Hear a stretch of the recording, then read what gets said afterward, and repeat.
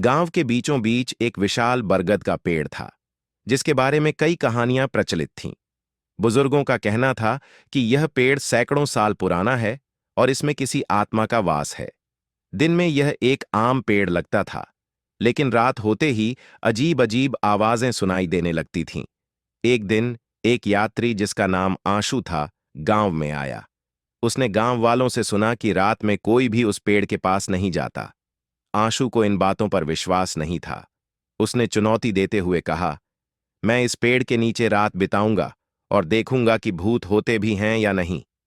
गांव वालों ने उसे रोकने की कोशिश की, लेकिन वह नहीं माना। आधी रात को आंसू पेड़ के नीचे पहुंचा और एक चारपाई बिछाकर लेट गया।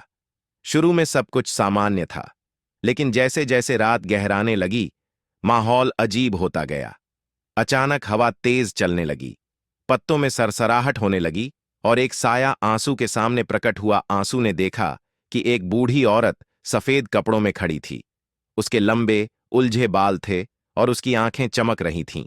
वह धीमे धीमे आंसू की तरफ बढ़ने लगी।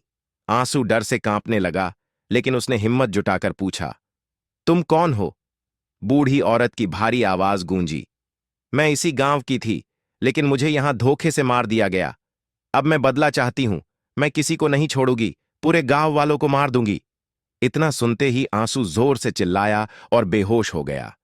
सुबह जब गांव वाले पहुंचे तो उन्होंने उसे वहां नहीं पाया। उस घटना के बाद गांव के सभी लोग उस रास्ते से जाना आना बंद कर दिया,